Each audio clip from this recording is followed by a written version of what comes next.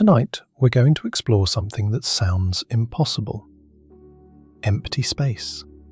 The void between atoms, between stars, between galaxies.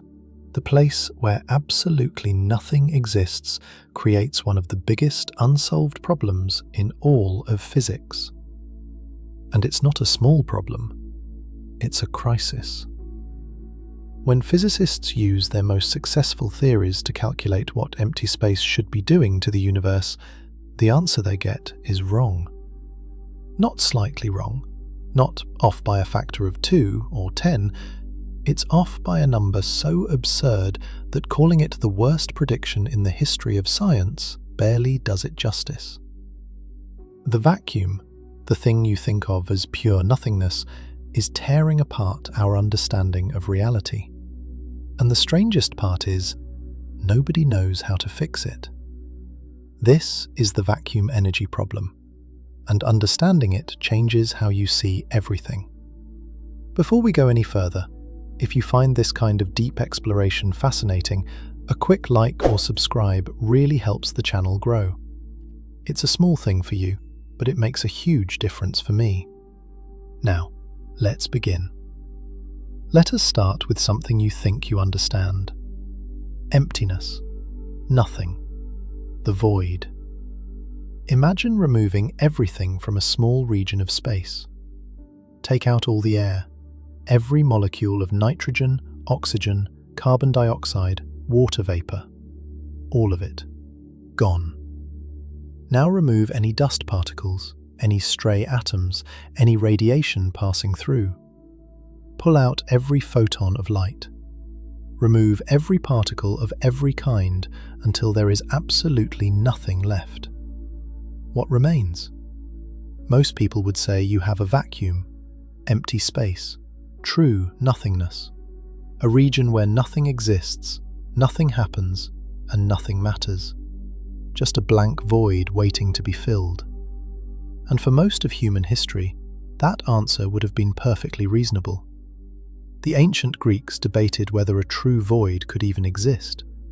Aristotle argued that nature abhors a vacuum, that emptiness was impossible because surrounding matter would always rush in to fill any gap. For nearly 2,000 years, most thinkers agreed with him. The idea of absolute nothingness seemed either impossible or trivially simple, depending on whom you asked. Then science happened. And what science discovered about empty space is one of the strangest, most counterintuitive findings in the entire history of human knowledge. Empty space is not empty. That statement sounds like a contradiction. If space is not empty, then calling it empty space seems absurd. But this is not wordplay, and it is not philosophy. This is measured, confirmed, experimental physics. The vacuum, the most nothing thing you can possibly create in a laboratory, is filled with activity. It hums with energy. It fluctuates constantly. And the thing that fills it is not some mysterious substance or exotic material. It is the fundamental fields of nature themselves. To understand what that means, you need to understand something about how modern physics describes the universe. And this is crucial because everything that comes after depends on it. In our everyday experience, we think of the universe as being made of things, objects, particles, atoms. You look at a table and you see a solid object. You zoom in with a microscope and you see molecules. Zoom in further and you see atoms. Zoom in further still and you see a nucleus surrounded by electrons. Keep going and you find protons and neutrons, and inside those, quarks. At every level, you find smaller things. But here is what most people never learn. At the deepest level, the universe is not really made of things at all. It is made of fields. A field, in physics, is something that exists everywhere in space, at every single point, all the time. It is not localized to one spot. It does not sit in one place. It fills all of space continuously. Think of temperature in a room. every point in the room has a temperature value. The temperature might vary from spot to spot, warmer near the heater, cooler near the window, but there is a temperature value defined at every point. That is what a field is like. It has a value at every location in space and at every moment in time. The universe contains many such fields. There is an electromagnetic field that fills all of space. There is an electron field. There is a quark field. There are fields for neutrinos, for the particles that carry the weak nuclear force, for gluons, for every fundamental particle we have ever discovered. These fields are not floating inside space like objects in a room. They are part of space. They are woven into the very fabric of reality itself. Now here is the key idea. What we call a particle is not some tiny ball of matter flying through the void. A particle is actually an excitation of a field, a disturbance, a ripple. Think of a perfectly calm lake on a windless morning. The surface of the lake stretches out in every direction, flat and still. That calm surface represents a field in its lowest energy state. Now drop a stone in the lake. A ripple appears. That ripple is a localized disturbance in the surface, a bundle of energy moving through the field. In physics, that ripple is what we call a particle. An electron is not a tiny marble, it is a ripple in the electron field. A photon is not a little ball of light, it is a ripple in the electromagnetic field. Every particle you have ever heard of, every electron, every quark, every photon, every neutrino, is a ripple in its corresponding quantum field. The field is fundamental. The particle is what you get when the field is disturbed. This changes everything about how you think about empty space. Because even when no particles are present, even when no ripples exist on the lake itself is still there. The water stretches out in every direction. Remove every particle from a region of space, every electron, every photon, every quark, every neutrino, every last particle of every kind, and the fields remain. They fill all of space, always. You cannot remove them. You cannot turn them off. You cannot pump them out with a vacuum pump. They are not things inside space. They are features of space itself. So when you create the most perfect vacuum possible, when you pump out every atom and every particle from a container, you have not created nothingness. You have created a region where every quantum field sits in its lowest possible energy state. Physicists call this the vacuum state. It is the quietest, calmest, most boring configuration the fields can possibly achieve. No ripples, no excitations, no particles. Just fields sitting at their ground level, doing as close to nothing as they are capable of. Now, here is something that needs to be understood carefully, because the entire vacuum energy problem rests on it, and it is the place where classical physics and quantum physics part ways completely.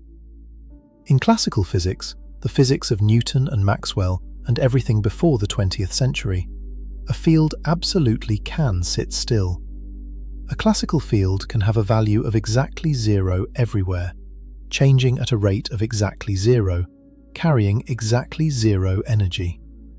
There is nothing preventing this. You simply set the field to zero and leave it there. The field sits motionless, undisturbed, silent. The vacuum of classical physics is genuinely empty. The fields are present, yes, they fill space, but they are flat, calm, dead still. They carry no energy at all. If classical physics were the final word, the vacuum would be truly nothing. Empty space would have zero energy. There would be no fluctuations, no jittering, no restless trembling in the void. And there would be no vacuum energy problem. The story would end here. But classical physics is not the final word. Quantum mechanics is deeper. And quantum mechanics says something profoundly different about what a field in its lowest energy state can do. In quantum mechanics, a system in its ground state, its lowest possible energy configuration, does not sit still. It cannot. This is not because something is shaking it or disturbing it from outside. It is because absolute stillness would violate a fundamental law of nature. Let me try to build an intuition for why this is true, because it is the single most important idea in this entire story. Think about holding a ball on a perfectly flat table. In classical physics, you can place the ball exactly at rest. You know precisely where it is, right here on this spot. And you know precisely how fast it is moving, not at all. Both properties are defined simultaneously with perfect precision. The ball sits still. Zero motion. Zero energy of motion. Nothing happens. Now imagine the same ball, but governed by quantum mechanics. You try to place it at a precise spot on the table, perfectly at rest. But quantum mechanics says you cannot define both the position and the momentum with perfect precision at the same time. The more precisely you pin down where the ball is, the more uncertain its motion becomes. The more precisely you ensure it is motionless, the more uncertain its position becomes. You cannot have both. Not because your hands are clumsy, not because your instruments are imprecise, because reality itself does not permit it. So the ball can never truly sit still. Even in its lowest energy state, the most relaxed configuration quantum mechanics allows, the ball retains some motion, some jitter, some irreducible restlessness that you can never remove, no matter how hard you try, no matter how cold you make the system, no matter how perfectly you isolate it from every possible disturbance. There is a floor beneath which the motion cannot drop, and that floor is not zero. Now replace the ball with a quantum field. The same logic applies, but at every single point in space simultaneously. The field cannot sit at a perfectly defined value with a perfectly defined rate of change. It must fluctuate. Not because something is forcing it to, because the alternative, perfect stillness, is forbidden by the structure of quantum mechanics itself. This is what makes the quantum vacuum fundamentally different from the classical vacuum. In classical physics, the ground state of a field carries zero energy. In quantum physics, the ground state of a field carries a small but non-zero amount of energy. This is called the zero-point energy, the energy of the ground state, the energy that remains when you have removed everything you can possibly remove. You might think this zero-point energy is negligibly small. After all, we are talking about the tiniest residual jitter, the minimum possible fluctuation. How much energy could that possibly contain? For a single mode of vibration at a single wavelength, the answer is indeed small, tiny, almost nothing. But a quantum field does not have just one mode of vibration. It has modes at every wavelength. Long wavelengths, short wavelengths, and everything in between. Each mode independently carries its own zero-point energy. And when you start adding them up, the total grows. It grows much faster than you might expect, because there are an enormous number of modes, and the shorter the wavelength, the more energy each mode contributes. The question that creates the crisis is simple. How much total zero-point energy do all these modes contain? What is the sum? And what does that sum mean for the universe? What I have just described, this irreducible restlessness, this impossibility of perfect stillness, has a name. It is called the Heisenberg uncertainty principle, formulated by Werner Heisenberg in 1927. It was one of the most controversial discoveries in the history of science. Many physicists initially refused to accept it. Einstein himself spent years trying to find ways around it, devising ingenious thought experiments to show that you could measure both position and momentum simultaneously. Every single one of his attempts failed. The uncertainty principle survived every challenge. It was tested in laboratories, confirmed in particle accelerators, verified in atomic physics experiments. Over nearly a century, it has never been violated. Not once. It is as solid as any principle in all of science. and what it tells us about the vacuum is extraordinary. Because those fluctuations I described, the tiny jitters that quantum fields are forced to maintain even in their ground state, are not theoretical curiosities hidden away in equations. They are physically real. They have measurable consequences. They affect the behavior of atoms and the forces between objects in ways we can detect, calculate, and confirm in the laboratory. Physicists call them vacuum fluctuations, and far from being speculative, they are among the most precisely verified phenomena in modern physics. Let me show you exactly how we know. In 1947, an American physicist named Willis Lamb made a measurement that should not have been possible according to the physics of the time. He was studying hydrogen, the simplest atom in the universe, just one proton and one electron. According to the best theory available, two particular energy levels of the hydrogen atom should have been exactly equal. The electron in hydrogen can exist in different quantum states, and the equations predicted that two of these states would have identical energy. They should have been perfectly degenerate, completely indistinguishable in terms of energy. But when Lamb measured them with extraordinary precision, using microwave techniques developed during the war, he found they were not the same. There was a tiny difference, a small but unmistakable shift in energy between the two states. This became known as the Lamb shift, and it sent shockwaves through theoretical physics. The explanation came from quantum electrodynamics, the quantum theory of the electromagnetic field. The shift happens because the electron in hydrogen does not exist in a calm, quiet vacuum. It exists surrounded by the fluctuating electromagnetic field. Even though no photons are present, even though no light is shining on the atom, the electromagnetic field is still jittering in its ground state. These vacuum fluctuations interact with the electron, nudging it ever so slightly, changing its energy by a tiny but measurable amount. The two states that should have been identical experience slightly different interactions with the fluctuating vacuum, and this breaks their symmetry. The theoretical prediction based on vacuum fluctuations matches the experimental measurement with extraordinary accuracy. The Lamb shift has been measured to better than 1 part in a million, and theory and experiment agree beautifully. This tells us the vacuum fluctuations are real. They have measurable physical consequences. They affect the energy levels of atoms in ways we can detect, calculate, and verify. But the Lamb shift is not the only evidence. There is something even more direct, something that feels almost magical. In 1948, a Dutch physicist named Casimir made a remarkable prediction.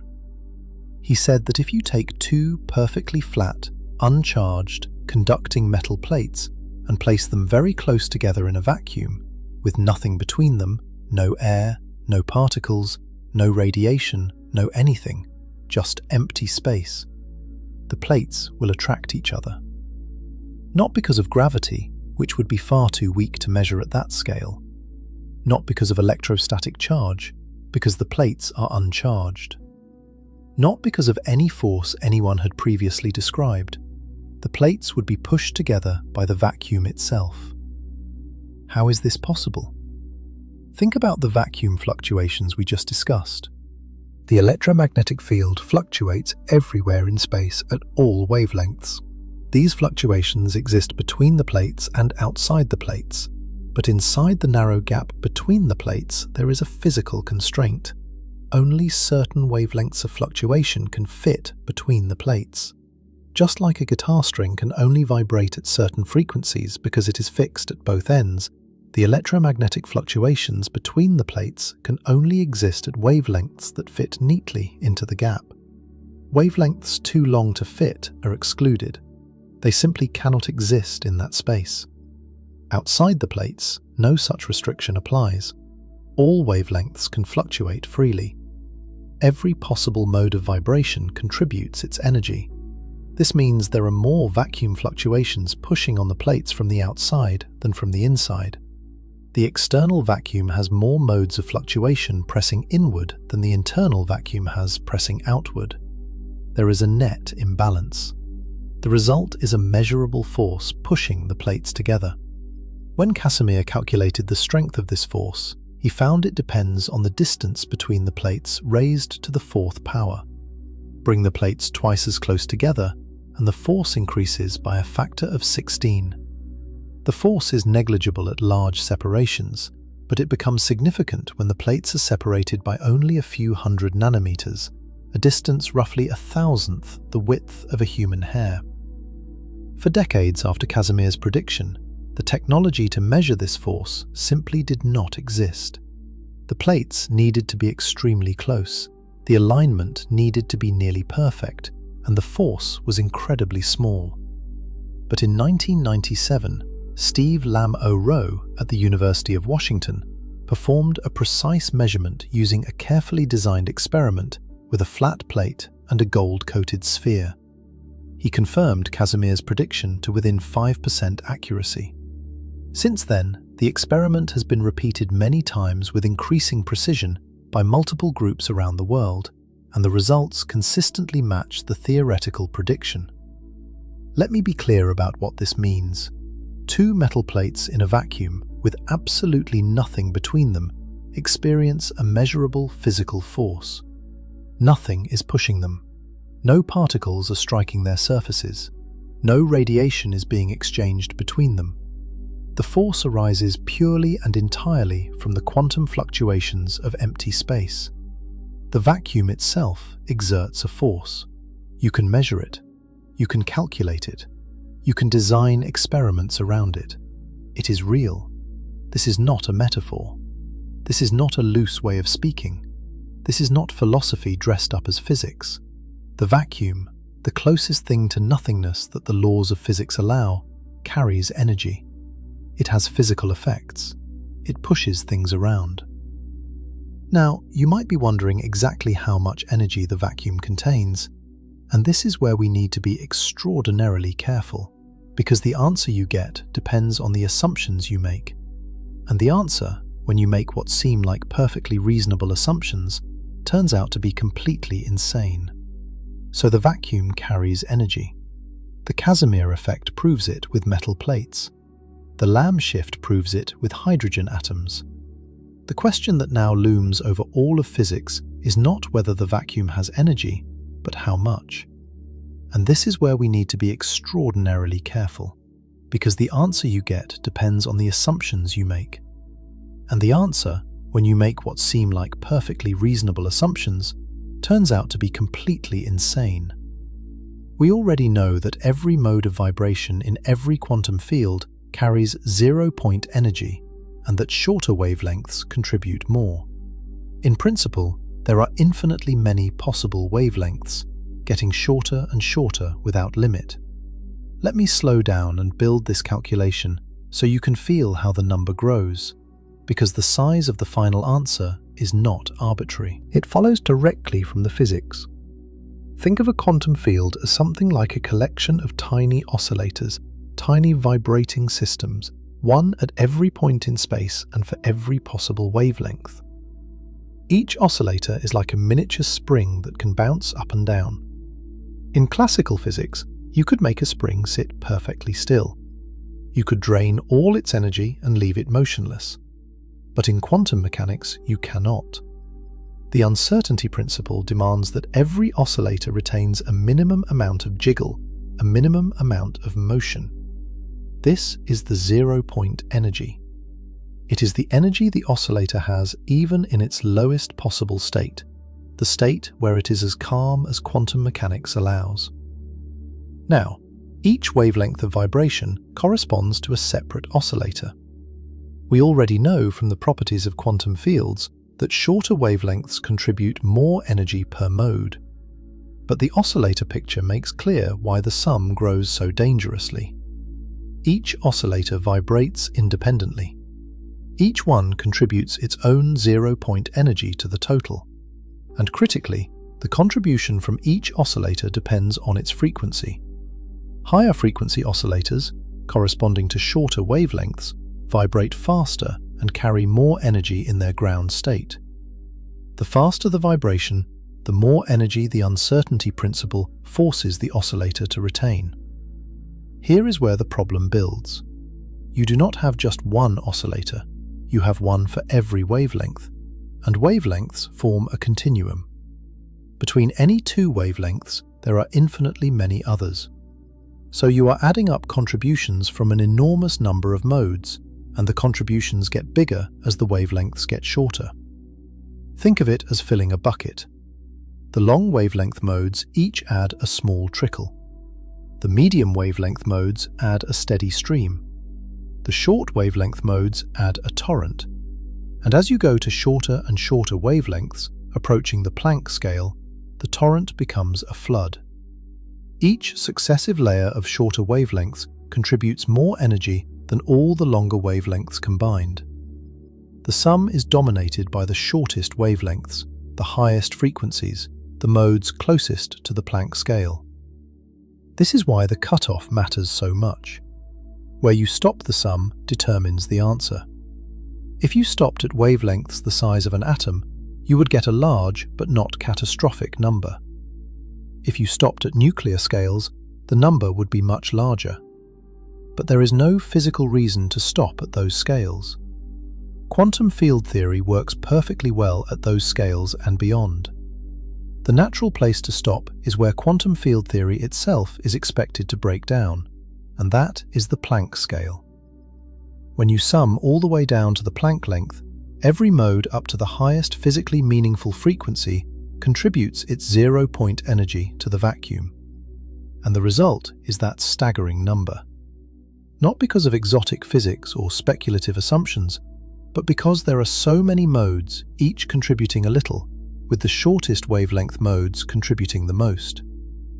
The calculation is almost embarrassingly simple. It uses well-established quantum mechanics. It uses well-understood properties of fields. It makes only one significant assumption, that you should trust quantum field theory all the way to the Planck scale. And the answer it gives is 10 to the 94 grams per cubic centimeter. If you naively add up the zero-point energy from all these modes across all wavelengths, you get infinity. An infinite amount of energy in every cubic centimeter of empty space. This is obviously a problem. Physicists have dealt with infinities before. In quantum field theory, there are well-developed mathematical techniques called renormalization that allow you to handle infinite quantities by carefully absorbing them into the definitions of physical constants. For most calculations in particle physics, these techniques work beautifully. You can predict things like the magnetic properties of the electron to better than 12 decimal places and match experiment perfectly. The infinities are managed and do not cause trouble. But vacuum energy is different. In most particle physics calculations, what matters is the difference in energy between two states. The absolute value of the vacuum energy does not affect these calculations. It cancels out. You can set it to 0 or any other number, and particle physics works exactly the same way. So for decades, physicists simply ignored the vacuum energy. They set it to 0 by convention and moved on to other problems. It seemed like an accounting trick, a mathematical freedom with no physical consequences. But you cannot ignore vacuum energy when gravity enters the picture. And this is the critical point where the problem becomes inescapable. According to general relativity, Einstein's theory of gravity, everything that has energy curves spacetime. Not just mass, not just visible matter, everything. Energy in any form, whether it is the energy of a moving particle, the energy of radiation, the energy stored in a compressed spring, or the energy of the vacuum itself, all of it contributes to the curvature of spacetime. If the vacuum carries energy, and we know that it does because we have measured its effects in the laboratory, then that energy must curve spacetime. The vacuum must gravitate. This is not optional. This is not a subtlety you can choose to worry about or not. General relativity is completely unambiguous on this point. All forms of energy contribute to gravity. Vacuum energy is a form of energy. Therefore, vacuum energy contributes to gravity. The logic is airtight. And if vacuum energy gravitates, it affects the behavior of the universe on the largest scales. It changes how space expands. It changes the rate at which galaxies recede from one another. It changes the geometry and the fate of the cosmos itself. This is where empty space goes from being a curiosity to being a crisis. Because when physicists take their best understanding of quantum fields and their best understanding of gravity and put them together, the answer they get for the effect of vacuum energy on the universe is not just wrong. It is wrong by a margin so enormous, so staggering, so completely absurd that it has earned a reputation as the single worst quantitative disagreement between theory and observation in the entire history of science. We have established something remarkable. The vacuum, the most nothing thing physics allows, is not nothing at all. It is a seething, fluctuating, energetic physical state. It pushes metal plates together. It shifts the energy levels of atoms. It is real, measured, and undeniable. These are not fringe claims or speculative ideas. They are among the most precisely verified facts in all of physics. But this reality comes with a staggering cost. Because if the vacuum carries energy, and if all energy gravitates, then the vacuum should have dramatic consequences for the structure and evolution of the entire universe. The question is, how dramatic? And the answer, when you work it out carefully, is beyond anything anyone expected. The vacuum energy problem is not a small discrepancy waiting for a minor correction. It is a chasm at the heart of physics. And understanding just how deep that chasm goes requires us to look at the numbers. Now let us talk about numbers. Because the vacuum energy problem is, at its core, a problem about numbers. And not just any numbers. Numbers so extreme that they reveal a fundamental crack in the foundations of physics. We established that every quantum field in the universe fluctuates, even in its ground state. These fluctuations carry energy. Zero-point energy, the minimum energy a quantum system can have, dictated by the Heisenberg uncertainty principle. This is not optional.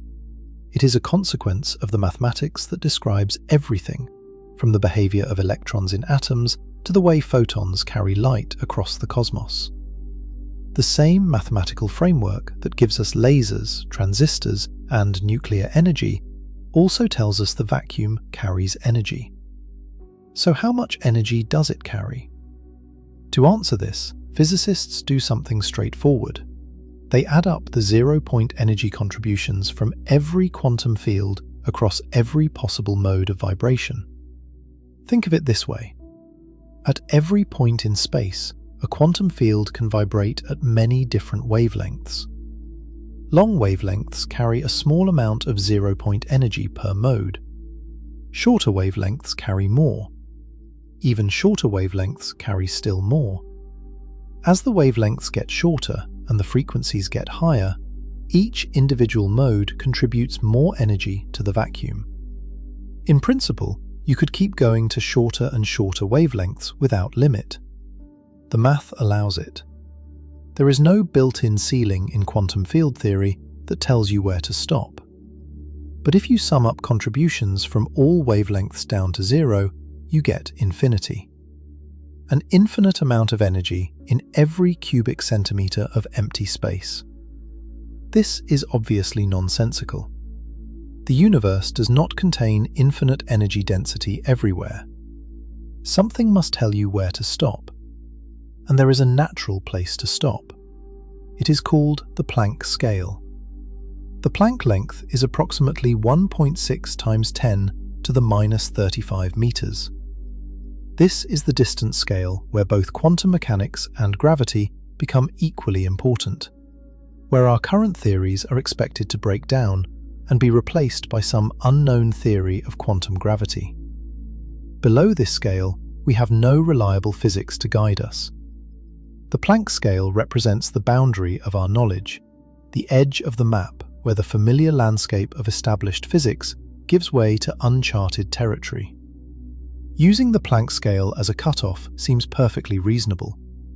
You are saying you will add up 0-point energy contributions from all wavelengths, but stop at the Planck length, the shortest wavelength where your physics can still be trusted. You are not summing to infinity. You are summing only over modes that your theories can describe. This seems cautious, conservative, responsible. And the number you get when you do this is staggering.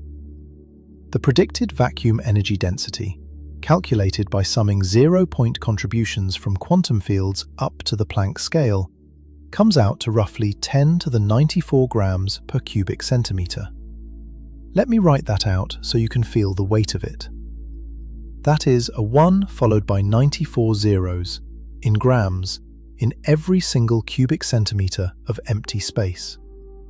Not in a star, not in the core of a neutron star or a black hole, in empty space, in the vacuum, in the nothing between atoms.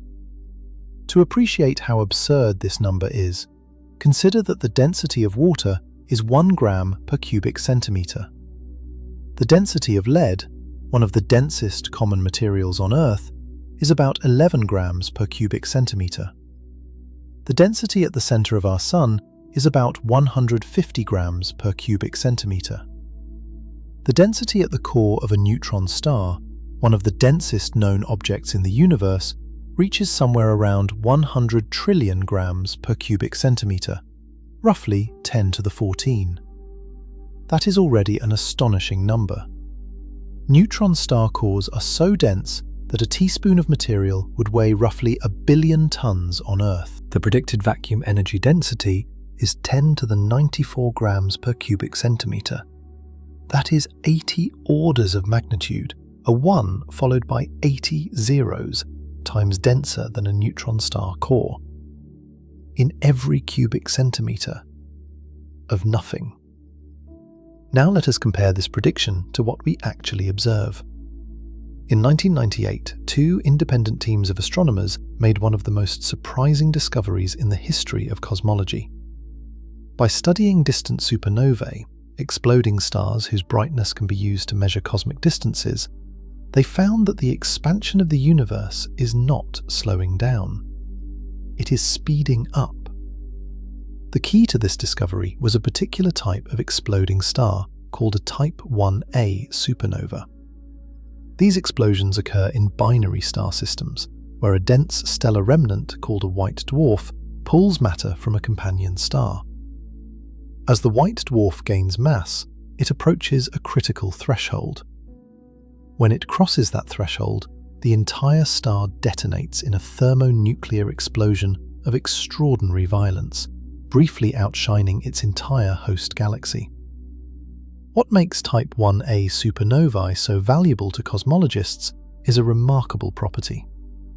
Because the explosion is triggered at essentially the same mass threshold every time, these supernovae all reach roughly the same peak brightness. They are what astronomers call standard candles, objects whose intrinsic luminosity is known. If you know how bright something truly is, and you measure how bright it appears from Earth, the difference tells you how far away it is. A candle across a room looks dimmer than a candle in your hand, not because it is producing less light, but because the light has spread out over a greater distance. The same principle applies to supernovae across billions of light years. By measuring the apparent brightness of dozens of distant Type 1a supernovae, the 2 teams could determine how far away each one was. They then compared these distances to the redshift of each supernova's host galaxy, which tells you how fast that galaxy is receding. If the expansion of the universe was slowing down, as nearly everyone expected, the most distant supernovae should have appeared brighter than a simple extrapolation would predict, because the universe would have been expanding faster in the past and decelerating since. Instead, the distant supernovae appeared dimmer than expected, fainter, farther away than they should have been. The expansion was not decelerating, it was accelerating. Galaxies are moving apart from each other at an ever-increasing rate. Something is pushing the universe apart, counteracting the gravitational attraction of all the matter and radiation it contains. This accelerating expansion implies that space itself contains a small but non-zero energy density, an energy that fills all of space uniformly, that does not dilute as the universe expands, and that acts as a kind of repulsive influence on cosmic scales. This is precisely what you would expect from vacuum energy. Physicists describe this uniform, space-filling energy using a parameter called the cosmological constant, a single number in Einstein's equations of general relativity that captures the effect of vacuum energy on the expansion of the universe. When astronomers measure the rate of acceleration and work backward to determine how much vacuum-like energy the universe contains, they get a number. And this number is extraordinarily small. The observed vacuum energy density is roughly 10 to the minus 29 grams per cubic centimeter. That is a decimal point followed by 28 zeros before you reach the first non-zero digit. It is an astonishingly tiny amount of energy per cubic centimeter. Spread across the entire observable universe, it adds up to enough to gently accelerate cosmic expansion. But in any given region of space, it is almost nothing. A whisper, a trace, a faint residue of energy so small that it took decades of precision cosmology to detect it at all. Now compare the two numbers. The theoretical prediction from quantum field theory, summing zero-point energy up to the Planck scale, gives roughly 10 to the 94 grams per cubic centimeter. The observed value, measured through the accelerating expansion of the universe, is roughly 10 to the minus 29 grams per cubic centimeter. The discrepancy between these two numbers is approximately 10 to the 120, a factor of 1 followed by 120 zeros. This is the vacuum energy problem, sometimes called the cosmological constant problem, and it is, without exaggeration, the single largest quantitative disagreement between a theoretical prediction and an observational measurement in the entire history of science. Let me try to help you feel the scale of this mismatch, because the human brain is not equipped to intuitively grasp what 10 to 120 actually means. Start with something you can relate to. A factor of 10 means being off by 1 order of magnitude. If you predicted a building was 10 meters tall and it turned out to be 100 meters tall, that is 1 order of magnitude. A tenfold error. Significant, embarrassing for an engineer, but comprehensible. A factor of 1,000, 3 orders of magnitude, is like predicting a car weighs 1 kilogram when it actually weighs 1,000. That is a serious error. You are clearly missing something fundamental about what a car is. A factor of 1,000,000, 6 orders of magnitude, is like predicting that the distance from your house to the nearest grocery store is the distance from Earth to the Moon. You are not just wrong, you are in a completely different category of wrongness. 10 to the 120 is not like any of these. There is no analogy that captures it faithfully, because there is nothing in human experience separated by that many orders of magnitude. But let me try anyway. The number of atoms in the entire observable universe is estimated at roughly 10 to the 80. That is already an incomprehensibly large number. Every star, every planet, every grain of dust, every molecule of gas in every galaxy across 93 billion light-years of space adds up to roughly 10 to the 80 atoms. 10 to the 120 is 10 to the 80 multiplied by 10 to the 40. In other words, the discrepancy between the predicted and observed vacuum energy is roughly the number of atoms in the observable universe multiplied by 10 to the 40. It is not just a big number, It is a big number multiplied by another incomprehensibly big number. It is layers of enormity stacked on top of each other. If you were off by a factor of 2, you might say you made a rounding error.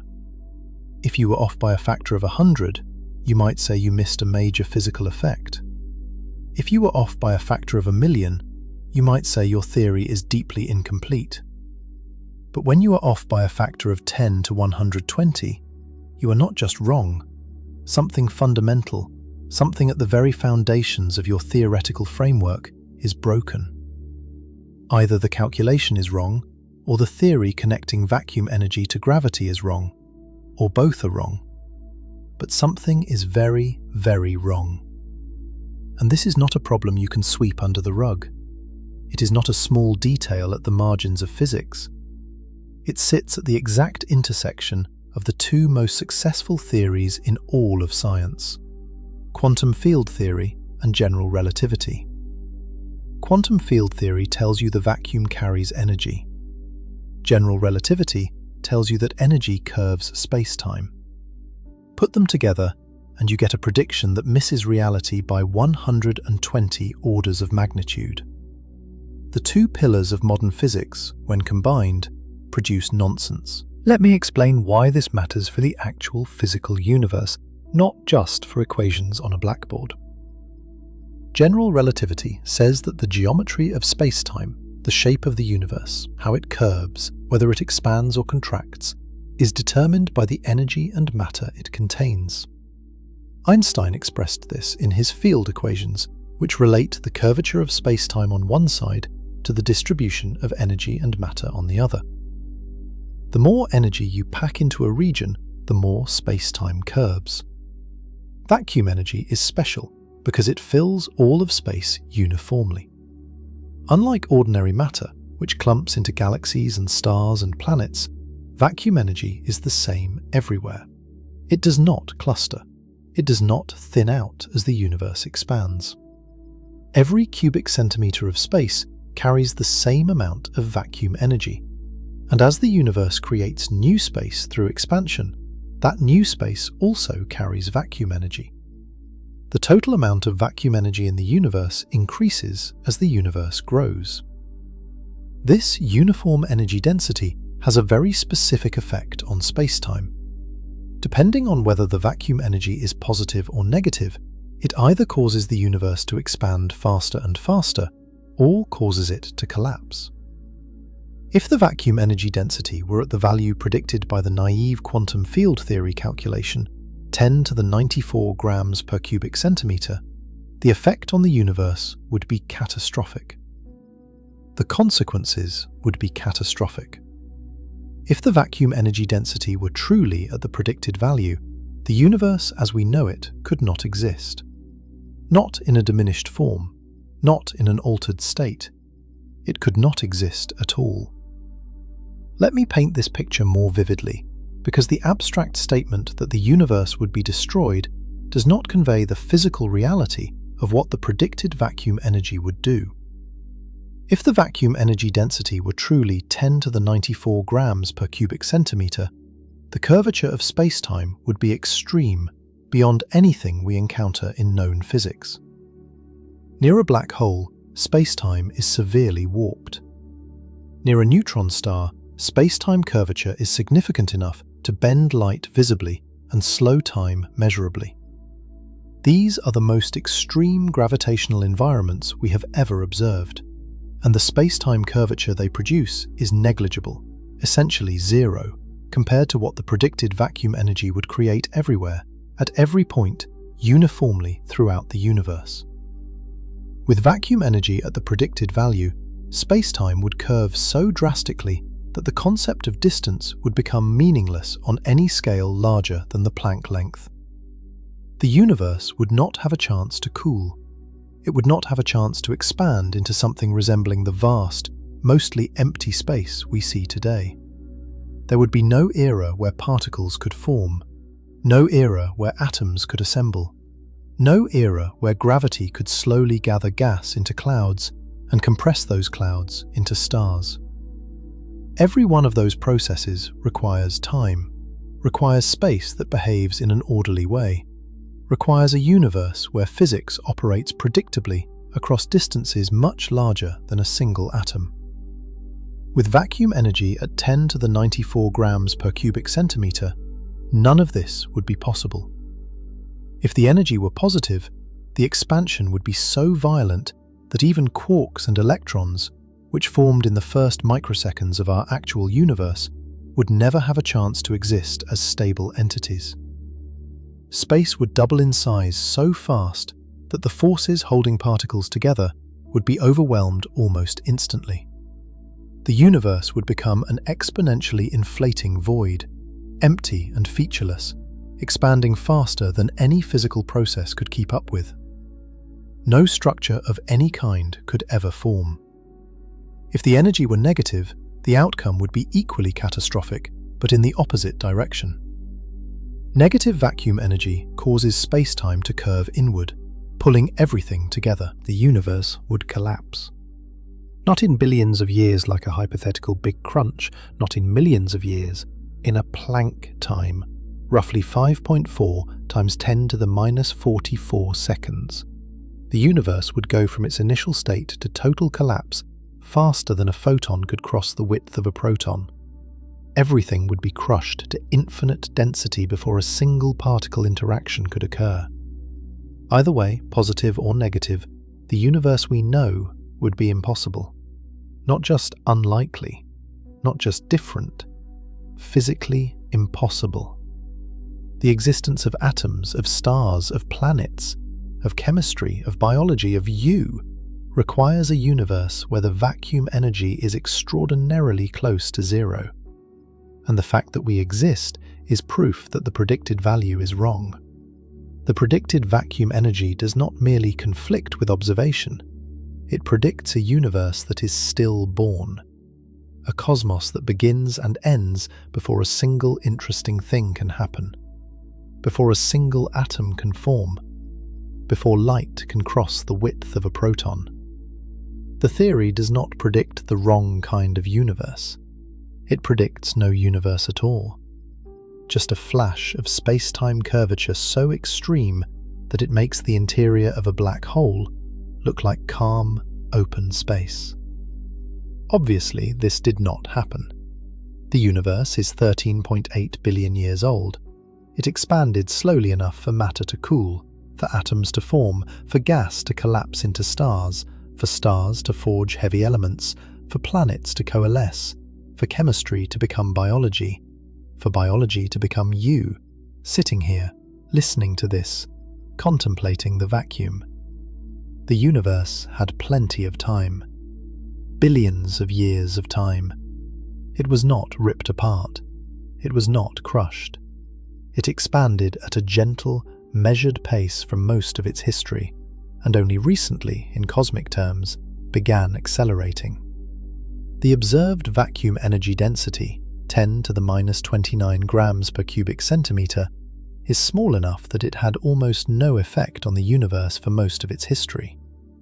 For the first several billion years, matter and radiation dominated. Gravity pulled things together. Galaxies formed.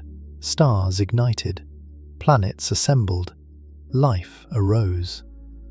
Only in the last few billion years has vacuum energy become the dominant component, gently accelerating the expansion.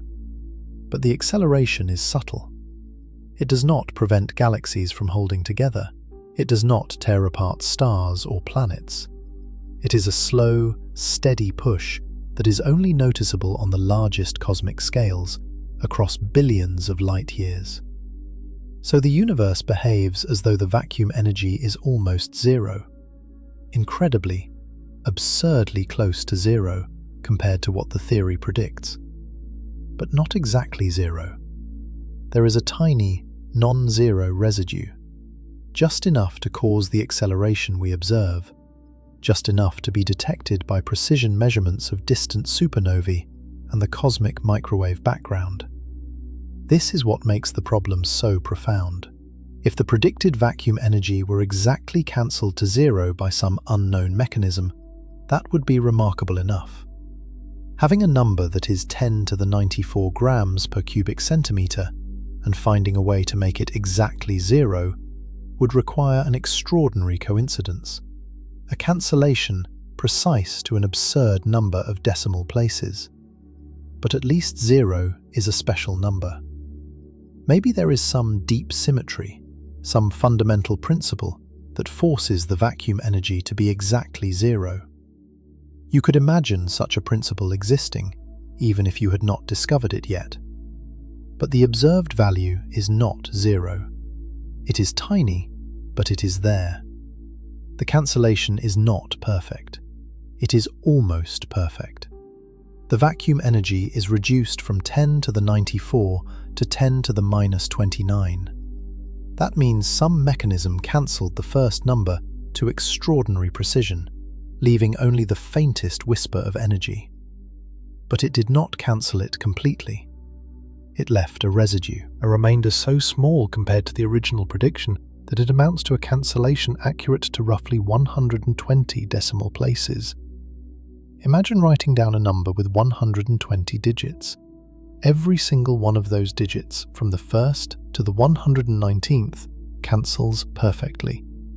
Only the 120th digit, the very last one, the one so far to the right of the decimal point that it is essentially invisible, survives. That is the level of cancellation required to get from the theoretical prediction to the observed value. No known physical mechanism produces this kind of cancellation. No symmetry principle, no mathematical framework, no clever trick of quantum field theory. Nothing we currently understand can explain why the vacuum energy is so extraordinarily close to zero, but not exactly zero. It is as though the universe is balancing on a knife edge, with the vacuum energy tuned to 120 decimal places of precision, and nobody knows who did the tuning or how. This situation would be alarming enough if the prediction depended on some exotic or uncertain physics. You might hope that the calculation itself is unreliable, that you are making assumptions you should not be making, that the whole exercise is not trustworthy. But the pieces of the calculation are individually well tested. Quantum field theory works. It has been tested to extraordinary precision across thousands of experiments.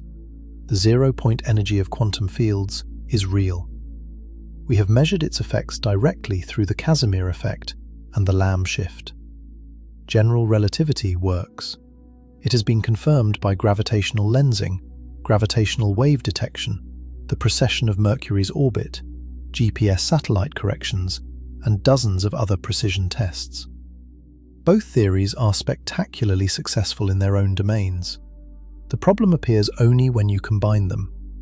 When you take the vacuum energy predicted by quantum field theory and feed it into general relativity to ask what effect it has on the universe, the answer is catastrophically wrong. Each theory individually is beautiful, precise, and experimentally confirmed. Together, on this particular question, they produce the worst prediction in the history of science. There is a deeper issue here that is worth pausing to appreciate. In most areas of physics, when a theoretical prediction disagrees with measurement, you can usually find the mistake. You left out an important effect. You made an approximation that was not valid. You forgot to account for friction or temperature or some interaction you had neglected. The discrepancy points you toward the missing piece, and once you find it, the theory is improved. But the vacuum energy problem does not work like this. The discrepancy is not pointing toward a missing correction. No known correction, no additional effect, no refinement of the calculation reduces the predicted value to anything close to the observed one. The gap is simply too vast. You cannot bridge 120 orders of magnitude with a small fix. This is not a problem that will be solved by being more careful with the math. It requires something fundamentally new. A new understanding of either quantum field theory or general relativity, or both. Some physicists have described this as the most important unsolved problem in theoretical physics. And that is not an overstatement. Because the vacuum energy problem is not an isolated puzzle. It is a symptom of a deeper disease. It tells us that our two most fundamental theories of nature are not just incomplete, they are incompatible, at least in this regime. They cannot both be right about what happens when quantum fields meet gravity. And until we understand why, we are missing something essential about how the universe works. It is worth stating clearly what the problem is not. The vacuum energy problem is not a vague philosophical question about why there is something rather than nothing. It is not a loose speculation about the meaning of emptiness. It is a precise, quantitative, calculable discrepancy between a well-defined theoretical prediction and a well-established observational measurement. You can write down the predicted number. You can write down the observed number. You can compare them. And when you do, you find a disagreement of 120 orders of magnitude. This is physics at its most concrete and its most humbling. The vacuum of space, the most nothing thing in the universe, produces the biggest problem in all of physics. And the problem has remained unsolved for decades. Generations of theoretical physicists have worked on it. Entire careers have been devoted to it. And we are, in many ways, no closer to a solution than we were when the problem was first clearly articulated. What makes the vacuum energy problem uniquely difficult is that it seems to resist every approach physicists have tried. It is not a question of cleverness or mathematical power. The brightest minds in theoretical physics have attacked it from every angle, and none of them have cracked it. This is not for lack of effort. It is because the problem sits at a junction where our deepest theories collide, and the collision reveals something broken at the very foundations. Understanding why nobody can fix it, why the problem resists every attempted solution, requires us to look more carefully at the ideas physicists have tried and why each one falls short. So the vacuum energy predicted by quantum field theory overshoots the observed value by roughly 120 orders of magnitude. The most successful theory of particles and fields gives a prediction that, when plugged into the most successful theory of gravity, produces a universe that cannot exist. And yet, the universe does exist. Something is clearly wrong. The obvious first response is to try to fix it, to find some mechanism, some principle, some hidden feature of the laws of nature that cancels the enormous predicted vacuum energy down to the tiny value we observe. Physicists have been trying to do exactly this for decades, and the results have been, to put it plainly, humbling. Let us start with the simplest idea. Maybe the vacuum energy is just zero. This would be the cleanest solution. If some deep principle of nature required the vacuum energy to be exactly zero, the problem would vanish. You would not need to explain why it is small. You would not need to explain why the prediction is wrong. You would just need to discover the principle that forces it to zero, and the whole crisis would resolve itself. There is a certain elegance to this idea. Zero is a special number. It often appears in physics for deep reasons. The total electric charge of the universe appears to be zero. The total momentum of the universe might be zero. Maybe the total vacuum energy is also zero, for some fundamental reason we have not yet discovered. But this idea died in 1998, when astronomers discovered that the expansion of the universe is accelerating. They simultaneously discovered that the vacuum energy is not zero. The acceleration requires a small, positive energy density filling all of space. The cosmological constant, the parameter in Einstein's equations that describes vacuum-like energy, is measured to be small, but stubbornly, definitively non-zero. This transforms the problem from difficult to nearly impossible. If you needed to explain why the vacuum energy is exactly zero, you could at least hope for a symmetry principle that enforces it. Symmetries in physics routinely force quantities to be exactly zero. the photon has exactly zero mass because of a symmetry called gauge invariance. Certain quantum numbers are exactly conserved because of other symmetries. Maybe some undiscovered symmetry forces the vacuum energy to vanish, but you do not need to explain why it is zero. You need to explain why it is almost zero, why it is fantastically, absurdly, preposterously close to zero, but not quite there. Why an enormous number cancels itself to 120 decimal places, leaving only the faintest residue. This is vastly harder. Symmetries can force things to be exactly zero. Symmetries do not, in general, force things to be almost zero, but with a tiny leftover. The tiny leftover is the whole puzzle. Let me state the problem more precisely. The predicted vacuum energy density from quantum field theory is roughly 10 to the 94 grams per cubic centimeter. The observed vacuum energy density is roughly 10 to the minus 29 grams per cubic centimeter. To get from one to the other, you need a cancellation that removes all but the last 120 digits of the predicted value. And this cancellation must be precise to 1 part in 10 to the 120. No known mechanism in all of physics produces a cancellation this precise. This is what physicists call the fine-tuning problem. And it is worth understanding why fine-tuning is considered so deeply unsatisfying. In physics, we expect our theories to explain things naturally. When a quantity takes a particular value, there should be a reason for that value, a mechanism, a principle, a cause. If you build a bridge and it can support exactly 10,000 kilograms, there is a reason. The materials, the geometry, the engineering constraints all determine the load capacity. You can calculate it, you can explain it. It is not a coincidence. But the observed vacuum energy looks like a coincidence of the most extreme kind.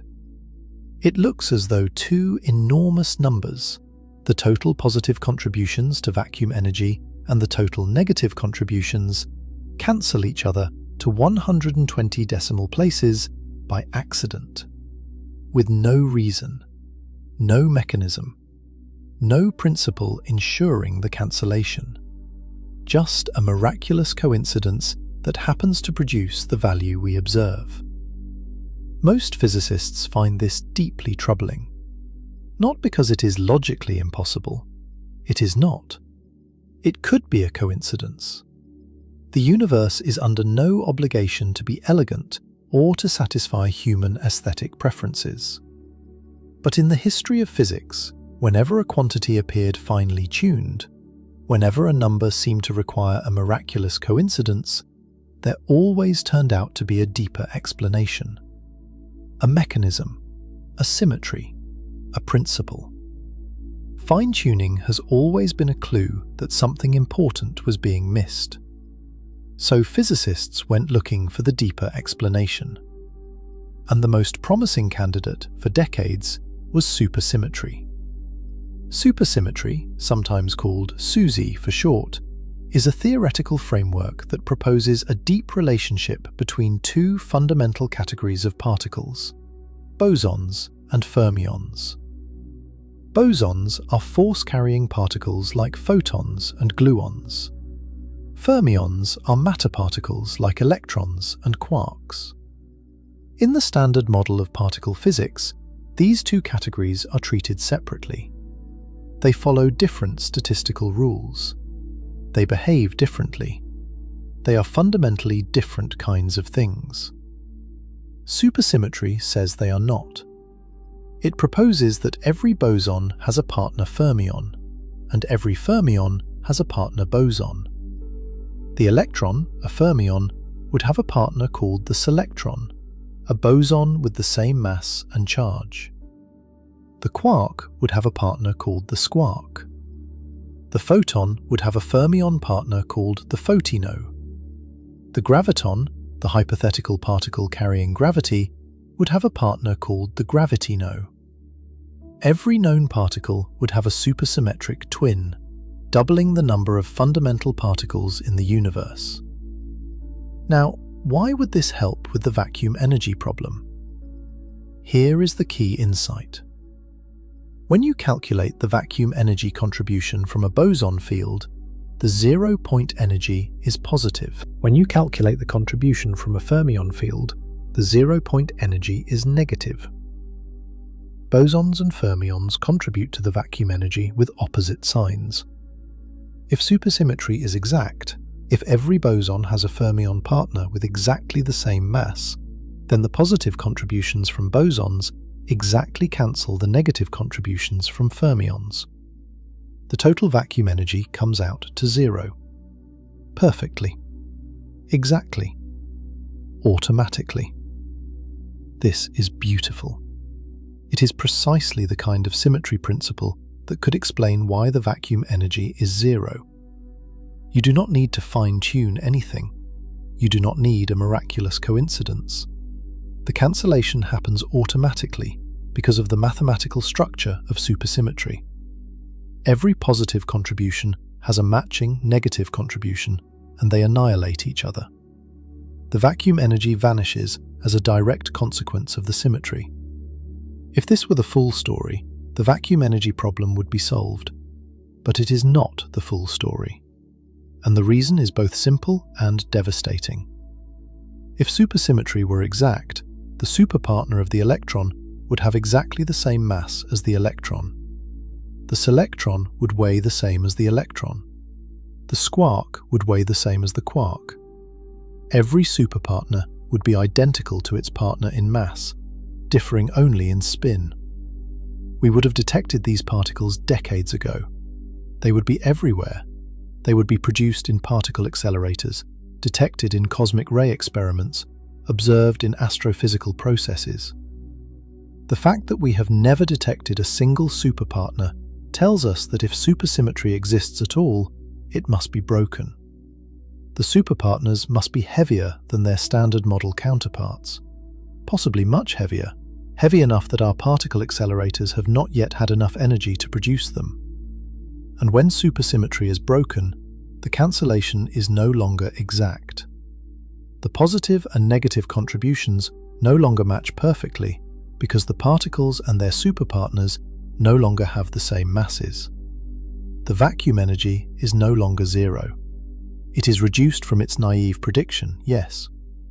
Supersymmetry, even when broken, still provides some cancellation.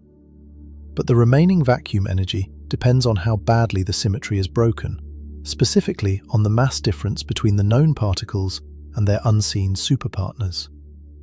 The Large Hadron Collider, the LHC, the most powerful particle accelerator ever built, has searched extensively for superpartner particles. It has collided protons at energies up to 13 tera-electron volts, and it has found nothing. No selectrons, no squarks, no photinos, no gravitinos, no superpartners of any kind. This means that if superpartners exist, they must be heavier than the energies the LHC can probe. And if they are that heavy, the supersymmetric cancellation of vacuum energy is not precise enough to solve the problem. The remaining vacuum energy after the imperfect cancellation would still be enormously larger than the observed value. Instead of being off by 120 orders of magnitude, you might be off by 60. That is a significant improvement mathematically. You have cut the discrepancy in half on a logarithmic scale. But 60 orders of magnitude is still an incomprehensibly vast disagreement between theory and observation. You have gone from the worst prediction in the history of science to merely one of the worst predictions in the history of science. The problem is smaller, but it is by no means solved. And there is a deeper issue. Even if supersymmetry were discovered tomorrow, even if superpartners were found with masses just slightly above current experimental limits, the cancellation would still not produce the observed value. Supersymmetry can reduce the vacuum energy. It can make it much smaller than the naive prediction, but it does not naturally produce a value as small as 10 to the minus 29 grams per cubic centimeter.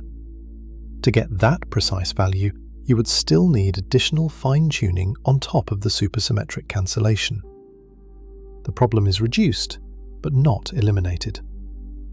So supersymmetry, the most popular and most extensively studied approach to the vacuum energy problem, does not solve it. It helps. It provides a partial cancellation. It shows that symmetry principles can, in principle, reduce vacuum energy. But it does not go far enough. And experimentally, there is still no evidence that it describes our universe at all.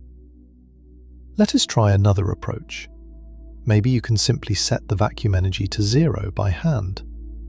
In quantum field theory, you have a certain mathematical freedom in how you define the energy of the vacuum. As I described earlier, for particle physics calculations, the absolute value of the vacuum energy does not matter. Only energy differences matter. So you can subtract off the vacuum energy, set it to whatever value you want, and none of your particle physics predictions change. This is called renormalization of the cosmological constant. You simply declare the vacuum energy to be whatever value you observe and move on. This might sound like cheating, and in a sense, it is. But it is a standard technique in quantum field theory. You absorb problematic quantities into the definitions of physical parameters. You let the measured values serve as inputs rather than trying to predict them from first principles. The problem with this approach is that it does not stay fixed. It works at one energy scale, but as you move to different energy scales, quantum corrections regenerate the vacuum energy. These corrections come from virtual particles, temporary fluctuations of quantum fields that appear and disappear according to the uncertainty principle. They contribute additional terms to the vacuum energy at every energy scale. Imagine you are trying to balance a pencil on its point. You carefully position it so it stands upright. That is setting the vacuum energy to 0 by hand. But every quantum correction is like a breeze. Each one nudges the pencil. To keep it balanced, you need to continuously counteract every nudge with an equal and opposite adjustment. You need to fine-tune your adjustments at every energy scale, compensating for every quantum correction individually. There is no natural mechanism to do this. You are just manually putting in the answer at every step, which is not an explanation. It is a description of the problem wearing a disguise. This is sometimes called the technical naturalness problem. In a natural theory, small quantities remain small without requiring special adjustments. The electron mass, for example, is small compared to the Planck mass, and it stays small because of a symmetry called chiral symmetry that protects it from large quantum corrections. Even without knowing the exact value of the electron mass, you can understand why it is small. The symmetry provides a reason. The vacuum energy has no such protection. No known symmetry keeps it small once it has been set small. Quantum corrections relentlessly push it toward the Planck scale value. To maintain it at the observed tiny value, you need to cancel these corrections to extraordinary precision at every order of perturbation theory, at every energy scale, without a natural mechanism. The cancellation must work not just once, but over and over, at every level of calculation. And there is no known reason why it should. This is what makes the vacuum energy problem qualitatively different from other fine-tuning problems in physics. Other apparent fine-tunings have been resolved by discovering hidden symmetries or mechanisms. The Higgs boson mass, for example, was once considered finely tuned, and one motivation for supersymmetry was precisely to solve that fine-tuning. The flatness of the universe was once considered finely tuned, and cosmic inflation was proposed to explain it. In each case, a dynamical mechanism was found, or at least plausibly proposed, that made the apparently tuned quantity natural. For vacuum energy, no such mechanism exists, not even a plausible candidate that fully works. Every proposed solution either fails to cancel the vacuum energy completely, requires its own fine-tuning, or introduces new problems as severe as the one it was meant to solve. Let me describe a few more attempts so you can feel the depth of the difficulty. One idea is that perhaps the vacuum energy from known fields is exactly cancelled by contributions from unknown fields or sectors of physics we have not yet discovered.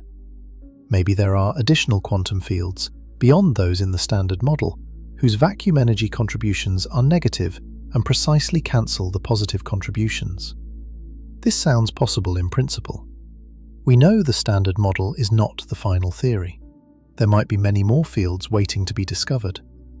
But the cancellation would need to be exact to 120 decimal places. Every new field you add has its own parameters, its own mass, its own coupling constants.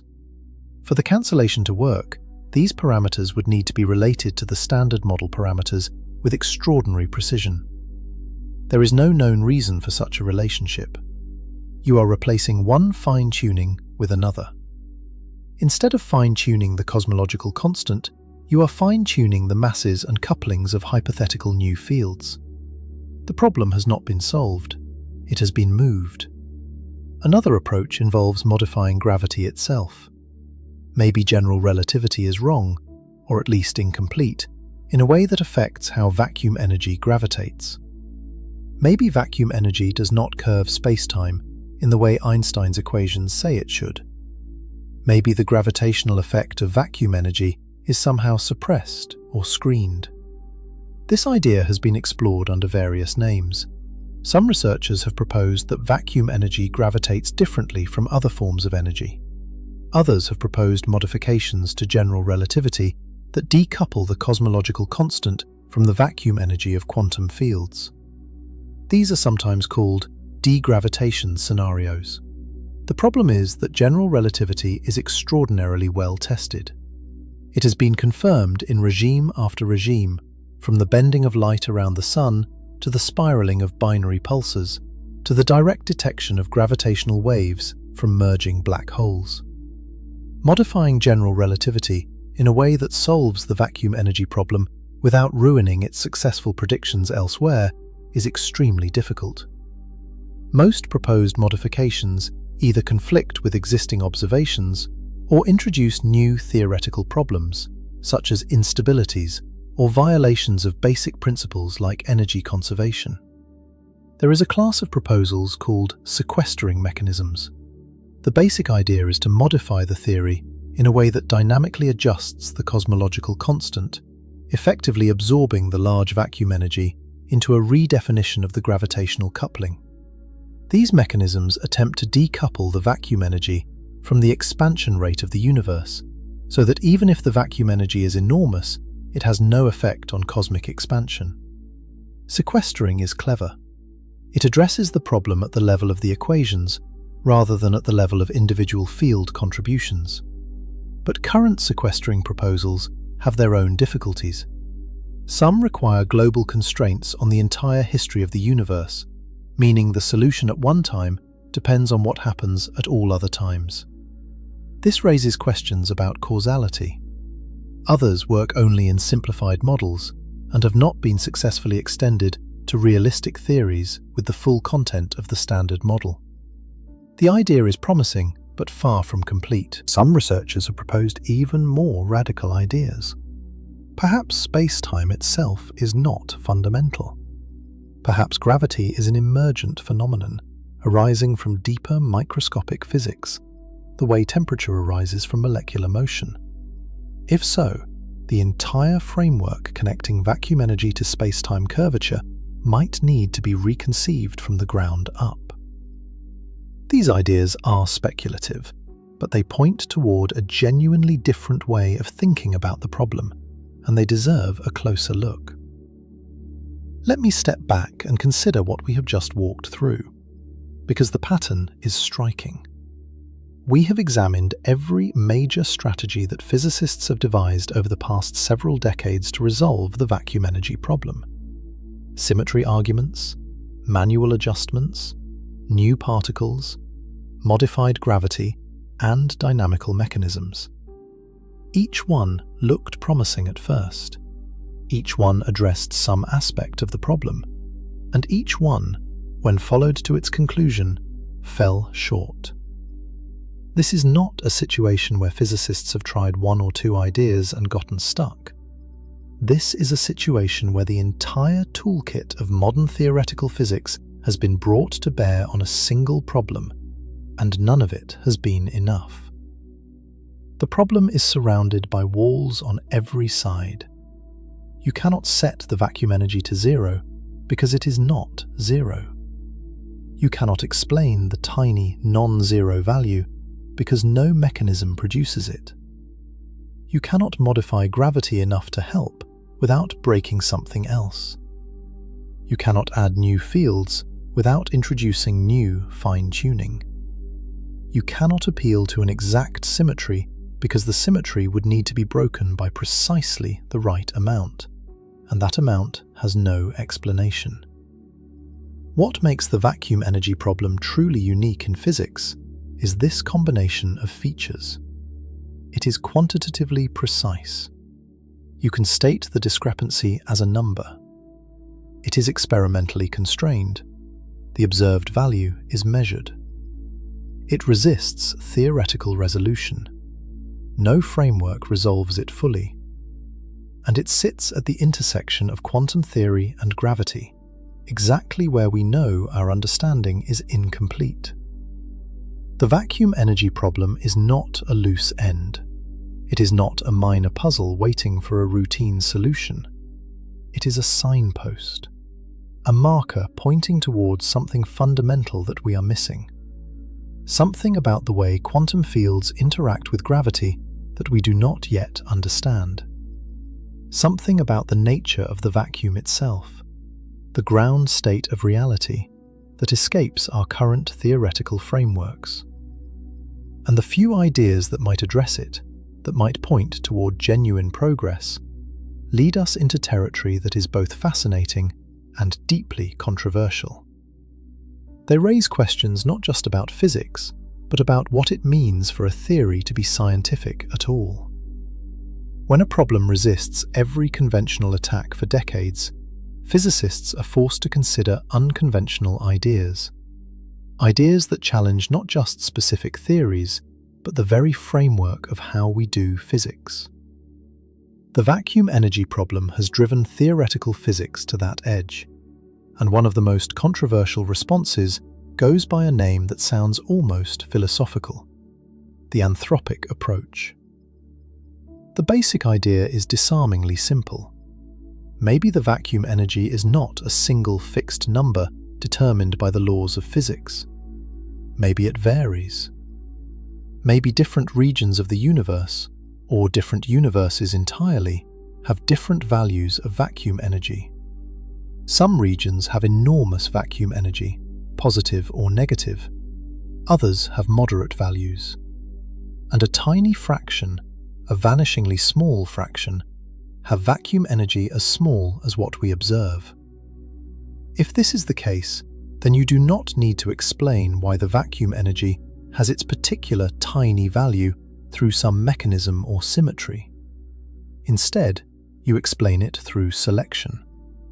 In regions where the vacuum energy is large and positive, space expands so violently that matter is ripped apart before it can form structures. No galaxies, no stars, no planets, no observers. In regions where the vacuum energy is large and negative, space collapses before anything interesting can happen. Again, no observers. Only in the rare regions where the vacuum energy is extremely small, small enough to allow gravity to pull matter together into galaxies and stars and planets, can complexity arise. Can chemistry happen? Can life develop? Can observers exist to ask the question?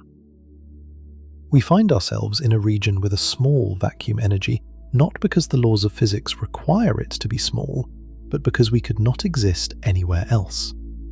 The value is not explained by a mechanism. It is explained by our own existence as observers. This is sometimes called the anthropic principle, and its application to the vacuum energy problem was explored in depth by the physicist Steven Weinberg in 1987, years before the accelerating expansion of the universe was even discovered. Weinberg made a remarkable prediction. He argued that If the vacuum energy were determined anthropically, it should not be exactly zero. It should be small but non-zero, just large enough to be marginally consistent with the formation of galaxies and large-scale structure. He calculated an upper bound on how large the vacuum energy could be while still allowing galaxies to form, and the number he got was strikingly close to what was eventually observed a decade later. This was an impressive prediction. At the time, most physicists assumed the vacuum energy was exactly zero. Weinberg argued it should be small but positive. And when the accelerating expansion was discovered in 1998, confirming a small positive vacuum energy, his prediction looked prophetic. But before we explore the costs of the anthropic idea, it is worth pausing to appreciate the remarkable history of the cosmological constant itself, because the story is one of the most dramatic reversals in the history of science. When Albert Einstein completed his general theory of relativity in 1915, he had created the most beautiful and powerful description of gravity ever conceived. His field equations related the curvature of space-time to the distribution of energy and matter. They were elegant, mathematically consistent, and immediately produced testable predictions, including the bending of starlight around the Sun, which was confirmed during a solar eclipse in 1919. But when Einstein applied his equations to the universe as a whole, he ran into a problem. In 1917, the prevailing belief was that the universe was static. It did not expand. It did not contract. It simply was. It existed in a steady state, unchanging on the largest scales, enduring forever. Einstein's equations did not allow this.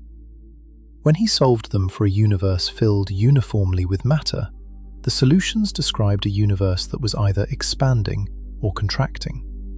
Gravity pulls matter together, so a static universe is unstable. It would collapse under its own weight unless something held it up. To fix this, Einstein added a new term to his equations, a constant which he denoted with the Greek letter lambda, that acted as a kind of repulsive influence, a cosmic pressure pushing space apart. By choosing the value of lambda carefully, Einstein could balance the attractive pull of gravity against this repulsive push and produce a static, unchanging universe. The cosmological constant was born. Einstein was never comfortable with it. The constant had no physical motivation. It was not derived from any deeper principle. It was simply inserted to produce the desired result, a static universe. It felt arbitrary, like a knob turned to exactly the right value for no reason. Then, in 1929, Edwin Hubble demonstrated that the universe is not static at all. Distant galaxies are moving away from us. The farther away a galaxy is, the faster it recedes. The universe is expanding. It has been expanding since the Big Bang. There was no need for a cosmological constant to hold the universe up, because the universe was never standing still. Einstein reportedly called the cosmological constant his greatest blunder. He had introduced an unnecessary term to force his equations to match a false assumption about the universe. Without the assumption of a static cosmos, the cosmological constant was superfluous. He removed it from his equations, and for decades, most physicists followed suit. The cosmological constant was considered a historical curiosity, a mistake by a great man, a cautionary tale about letting philosophical prejudice override mathematical beauty. For 70 years, the cosmological constant was assumed to be exactly zero. There was no evidence for it. There was no need for it. The expanding universe, described by Einstein's equations without the constant, matched observations well. The idea that empty space might carry its own energy, that the vacuum might have a cosmological effect, was occasionally discussed, but rarely taken seriously as a pressing concern. Then came 1998, and the discovery we have already discussed. The expansion of the universe is accelerating. The cosmological constant is not zero. Einstein's so-called blunder was not a blunder at all. It was a prediction decades ahead of its time, vindicated by observations he never lived to see. The simplest explanation was the very thing Einstein had introduced and then discarded: the cosmological constant. A small, positive energy density filling all of space, unchanging as the universe expands, acting as a gentle, repulsive push that grows more dominant over time as matter thins out. Einstein's greatest blunder turned out to be his greatest prediction, a prediction he did not believe in and tried to erase from his legacy. The irony is extraordinary. Einstein introduced the cosmological constant for the wrong reason, to prop up a static universe that does not exist. He removed it when he learned the universe is expanding, calling it a mistake. And 70 years later, it came back, not as a prop for a static universe, but as the driver of an accelerating one. The cosmological constant is real. It has been measured, and it creates the worst problem in theoretical physics. But the anthropic approach comes with severe costs, and understanding those costs is essential to understanding why the vacuum energy problem remains unsolved. First, the anthropic approach requires a mechanism for varying the vacuum energy across different regions. The laws of physics, as we understand them, do not provide this automatically. In standard quantum field theory and general relativity, the vacuum energy is a single number. It is the same everywhere. There is no built-in mechanism for it to take different values in different places. This is where string theory enters the story. String theory, the theoretical framework proposing that fundamental particles are tiny vibrating strings, predicts an enormous number of possible vacuum states. Different configurations of the extra dimensions that string theory requires, different shapes of the tiny Calabi-Yau manifolds curled up at every point in space, correspond to different values of the physical constants, including the vacuum energy. The number of possible configurations is staggering, estimated at roughly 10 to the 500 or more. Each configuration corresponds to a different possible universe with different particles, different forces, and a different value of vacuum energy. This vast collection of possibilities is called the string theory landscape. If there is some mechanism, such as eternal inflation, that actually creates physical regions of space realizing each of these possibilities, then you have a multiverse, a collection of regions, possibly infinite in number, each with different vacuum energy. And the anthropic argument goes through. We observe a small vacuum energy because we live in one of the rare regions where the value permits observers. The landscape and the multiverse together provide a framework where the anthropic explanation for vacuum energy is at least logically coherent. There is a mechanism for variation, the landscape. There is a mechanism for realizing the variations physically, eternal inflation.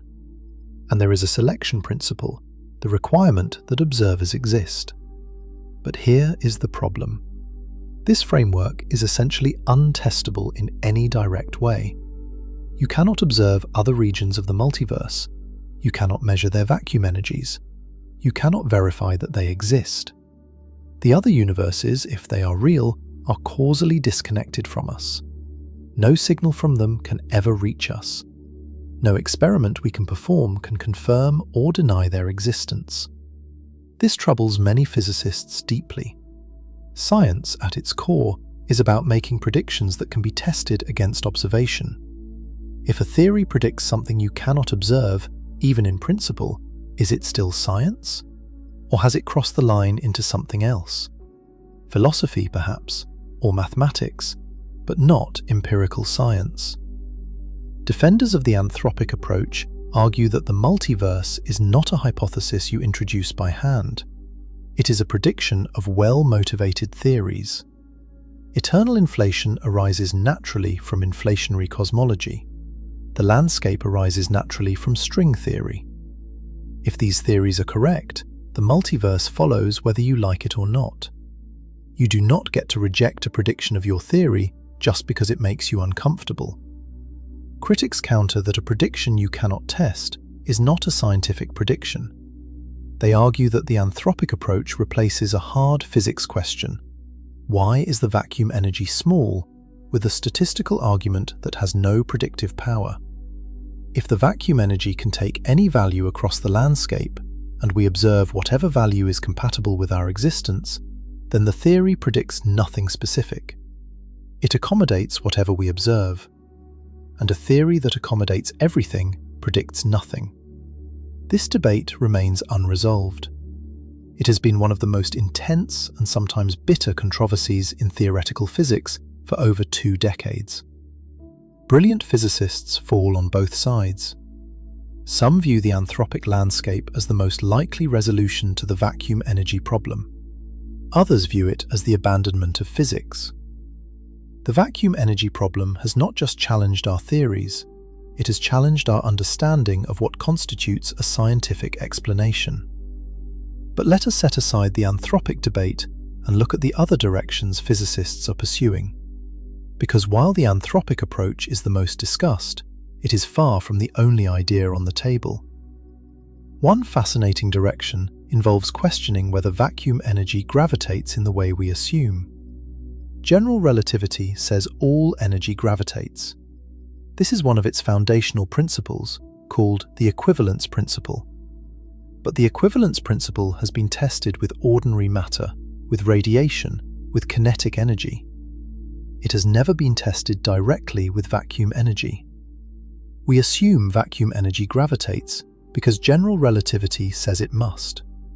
But what if this assumption is wrong? Some researchers have explored the idea that vacuum energy might be gravitationally inert, that it fills space and has real physical effects like the Casimir force, but that it does not curve space-time. This would solve the problem immediately. If vacuum energy does not gravitate, then it does not matter how large the prediction is. The vacuum energy could be 10 to the 94 grams per cubic centimeter, and it would have no effect on cosmic expansion. The cosmological constant we observe would come from something else entirely, some other physical mechanism unrelated to quantum vacuum fluctuations. This is a radical proposal. It means modifying general relativity in a fundamental way, carving out an exception to the equivalence principle specifically for vacuum energy. Most physicists are skeptical because the equivalence principle is one of the most thoroughly tested principles in all of physics. Einstein built general relativity on it. Every test we have ever performed confirms it. Modifying it seems dangerous. But the tests of the equivalence principle involve ordinary matter and energy, not vacuum energy. We have never directly measured whether the quantum vacuum gravitates. The Casimir effect tells us the vacuum exerts forces between nearby objects, but it does not tell us whether the vacuum curbs spacetime on cosmological scales. These are different questions, and it is at least conceivable that the answers could be different. Testing whether vacuum energy gravitates is extraordinarily difficult. The effect, if it exists, manifests only on cosmological scales, in the expansion rate of the universe. You cannot do a laboratory experiment to measure whether the vacuum between two plates curves spacetime. The curvature would be far too small to detect with any conceivable instrument. So the question remains open, tantalizing but unresolved. Another direction involves the idea that gravity itself might be emergent. We discussed this briefly before, but let me expand on it because the implications for vacuum energy are profound. Throughout the history of physics, quantities that seemed fundamental have sometimes turned out to be emergent. Temperature seemed like a fundamental property of matter until the development of statistical mechanics revealed it as an average property of many particles. Pressure seemed fundamental until it was understood as the collective effect of molecular collisions. Fluid dynamics, with its concepts of viscosity and turbulence, is not fundamental physics. It emerges from the behavior of enormous numbers of molecules following simpler rules. What if gravity is like this? What if space-time curvature, the bending of space and time that we experience as gravity, is not a fundamental feature of reality, but an emergent phenomenon arising from some deeper microscopic structure. The physicist Ted Jacobson showed in 1995 that Einstein's field equations of general relativity can be derived from thermodynamic reasoning. He treated space-time as a fluid and showed that the relationship between energy and curvature follows from the laws of thermodynamics applied to tiny patches of space-time. This was a stunning result. It suggested that Einstein's equations might be the macroscopic description of some underlying microscopic physics, just as the laws of fluid dynamics are the macroscopic description of molecular physics. Eric Verlinde extended this idea further, proposing that gravity is an entropic force, a force that arises from the statistical tendency of systems to move towards states of higher entropy. In this picture, gravity is not a fundamental interaction. It is a macroscopic effect of information and entropy emerging from the quantum structure of spacetime. If gravity is emergent, then the relationship between vacuum energy and spacetime curvature might be very different from what Einstein's equations describe. The vacuum energy of quantum fields might be a property of the microscopic quantum system, while the cosmological constant, the parameter that governs cosmic expansion, might be determined by the macroscopic emergent geometry. These two quantities might have nothing to do with each other. The 120 orders of magnitude discrepancy might not be a discrepancy at all. It might be comparing two things that should never have been compared in the first place. This is a beautiful idea, but it remains speculative. We do not have a complete theory of emergent gravity. We do not know what the microscopic degrees of freedom are. We do not have a detailed mechanism showing how the cosmological constant emerges independently of vacuum energy. The idea is a direction, a possibility, a hope, not yet a solution. There is also the ADS-CFT correspondence, a remarkable theoretical result from string theory that relates a theory of gravity in a certain type of spacetime to a quantum field theory without gravity living on the boundary of that spacetime. This correspondence has taught us enormous amounts about the relationship between gravity and quantum mechanics. It suggests that spacetime and gravity are encoded in quantum information, that the geometry of space is a reflection of entanglement patterns in a quantum system. If this perspective is correct, then the vacuum energy problem might look very different when viewed from the boundary theory. The cosmological constant in the gravitational theory might correspond to some specific property of the quantum state in the boundary theory. Understanding this correspondence more deeply might reveal why the cosmological constant takes the value it does. But the ADS-CFT correspondence applies to spacetimes with negative cosmological constant, not the positive one we observe. Extending the correspondence to our universe, which appears to have positive vacuum energy and is expanding, is one of the great open challenges in theoretical physics. Let me step back now and talk about why the vacuum energy problem matters beyond the specific numbers and theories. Because this problem is not just about getting a calculation right. It is about the deepest questions in physics. The vacuum energy problem sits precisely at the intersection where quantum mechanics and general relativity meet. These are the two pillars of modern physics. Quantum mechanics describes the very small, atoms, particles, fields. General relativity describes the very large, stars, galaxies, the universe. Both are spectacularly successful in their own domains. Both have been tested to extraordinary precision. Both are considered among the greatest achievements of the human mind. But they are fundamentally incompatible. They use different mathematical frameworks. They make different assumptions about the nature of reality. Quantum mechanics treats spacetime as a fixed background on which particles and fields evolve. General relativity treats spacetime as a dynamic entity that curves and warps in response to energy and matter. When you try to combine them, when you try to build a single theory that incorporates both quantum mechanics and gravity, you run into problems. The calculations produce infinities. The predictions become nonsensical. The math breaks down. The The vacuum energy problem is the most dramatic symptom of this incompatibility.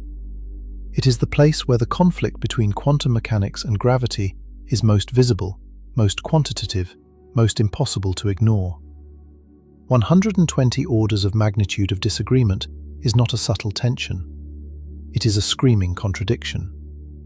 This is why many physicists believe the vacuum energy problem will only be solved by a complete theory of quantum gravity, a theory that unifies quantum mechanics and general relativity into a single, consistent framework.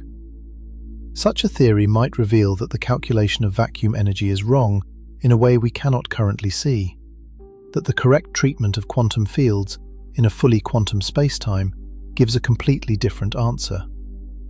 Or it might reveal that the relationship between energy and spacetime curvature is different from what Einstein assumed, that gravity responds to vacuum energy in a way that general relativity alone cannot describe. We do not have this theory yet, but we have clues. We have hints from string theory, from loop quantum gravity, from the ADS-CFT correspondence, from emergent gravity proposals. Each of these approaches offers partial insights. None provides the complete answer, but together they paint a picture of a deeper reality lying beneath the surface of our current theories. A reality where space-time is not fundamental, where gravity is not separate from quantum mechanics, and where the vacuum energy problem might dissolve once we understand the true nature of space-time.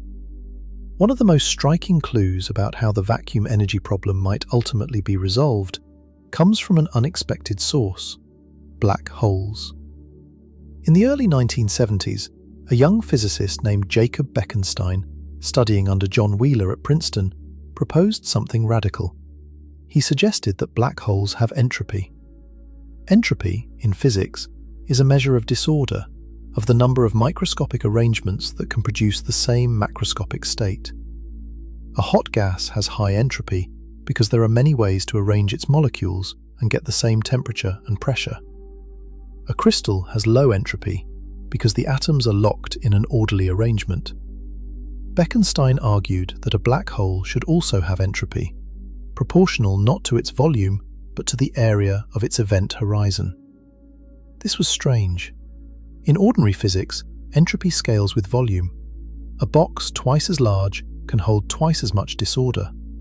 But for black holes, entropy scales with surface area. A black hole with an event horizon twice as large in area has twice the entropy, regardless of what is inside. Stephen Hawking initially set out to disprove Bekenstein, but ended up confirming and extending his result. Hawking showed that black holes radiate energy, now called Hawking radiation, and that their temperature and entropy are exactly what Bekenstein predicted. The entropy of a black hole is given by the area of its event horizon divided by 4 times the Planck area. The Planck area is the Planck length squared, roughly 2.6 times 10 to the minus 70 square meters. This is a tiny unit, and the fact that it appears in the formula for black hole entropy connects the Planck scale directly to thermodynamics and gravity. This result had a profound implication that went far beyond black holes. It suggested that the maximum amount of information that can be stored in any region of space is proportional to the surface area bounding that region, not its volume. This became known as the holographic principle, developed further by Gerard 't Hooft and Leonard Susskind. The holographic principle says that the physics of a three-dimensional region of space can be completely described by information encoded on its two-dimensional boundary. Like a hologram, where a two-dimensional film contains all the information needed to reconstruct a three-dimensional image, the information content of a volume of space is encoded on its surface. Now consider what this means for vacuum energy. In quantum field theory, the vacuum energy is calculated by summing contributions from every point in a volume of space. It is a volume-based calculation. The energy scales with the volume. Bigger volume, more energy. This is why the predicted energy density is so enormous, because every cubic centimeter contributes independently. But if the holographic principle is correct, the true number of degrees of freedom in a region of space is not proportional to its volume. It is proportional to its surface area. This is a vastly smaller number. A cubic meter of space, calculated naively, contains roughly 10 to the 94 grams of vacuum energy per cubic centimeter. But if the real degrees of freedom are holographic, if the relevant physics lives on the boundary rather than in the bulk, then the naive calculation is overcounting by an enormous factor. This does not immediately solve the vacuum energy problem. The holographic principle, as currently understood, does not tell you exactly how to redo the vacuum energy calculation. It does not give you the correct number to replace the wrong one, but it provides a deep structural reason to believe the naive calculation is fundamentally flawed, not slightly off, not missing a correction, fundamentally wrong in its approach. It is adding up contributions from a volume when the true physics is encoded on a surface. It is counting degrees of freedom that do not exist. Several researchers have explored what happens when you estimate the vacuum energy using holographic counting rather than volumetric counting. The results are suggestive. Instead of getting 10 to the 94, you get numbers that are vastly smaller, sometimes in the right ballpark of the observed cosmological constant. These estimates are rough. They are not precise calculations from a complete theory, but they point in a tantalizing direction. They suggest that the solution to the vacuum energy problem might involve not a cancellation of an enormous number, but a fundamental correction to how we count the energy in the first place. If the naive calculation is simply asking the wrong question, counting degrees of freedom that the holographic principle says do not exist, then the 120 orders of magnitude discrepancy is not a failure of cancellation. It is a failure of accounting. The predicted number is not a real prediction that needs to be cancelled. It is an artifact of applying volumetric reasoning to a holographic universe. The answer was never 10 to the 94. We were just counting wrong. This is perhaps the most hopeful direction in the entire vacuum energy problem. Not a mechanism to cancel the energy, not a symmetry to suppress it, not a multiverse to explain it away, but a deeper understanding of space-time that reveals the original calculation was never valid in the first place.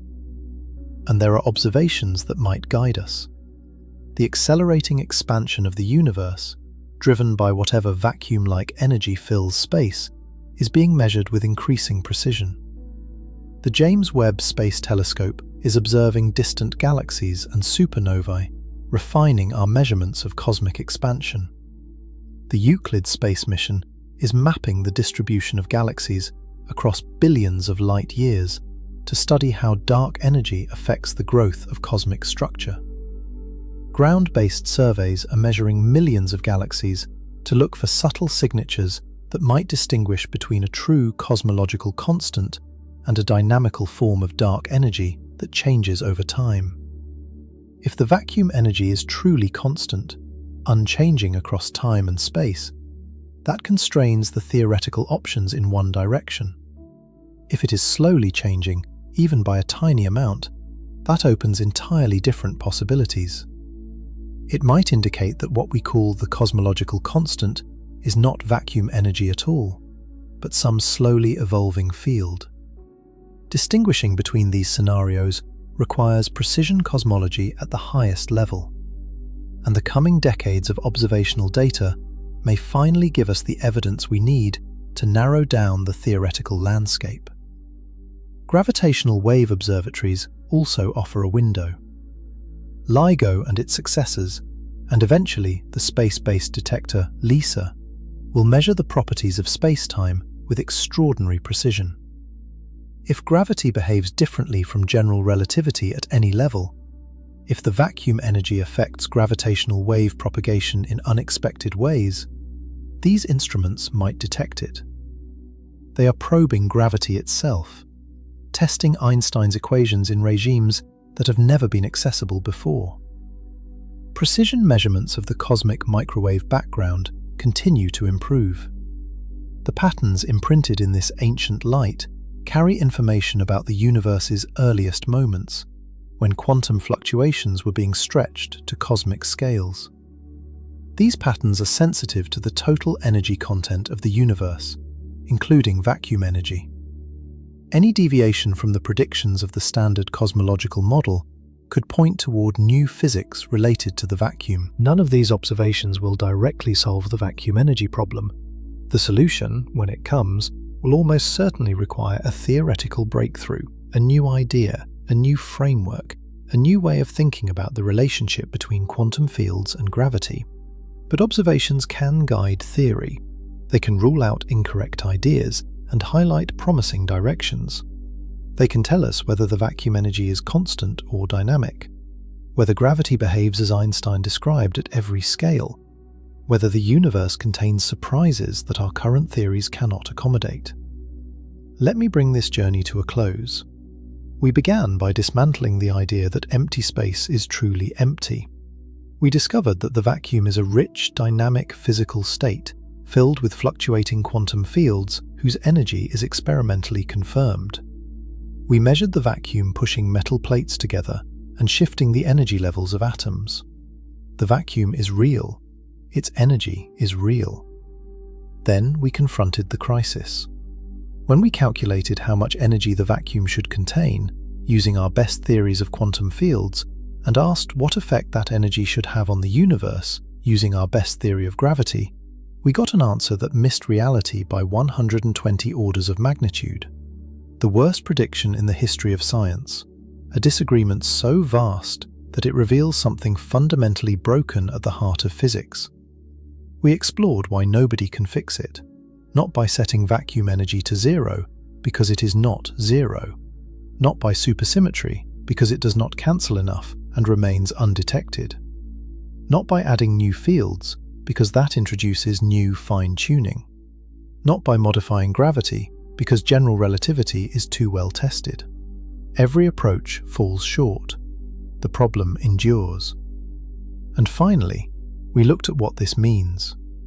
The anthropic approach offers a logical framework, but may sacrifice scientific predictability. Emergent gravity offers hope, but lacks a complete theory.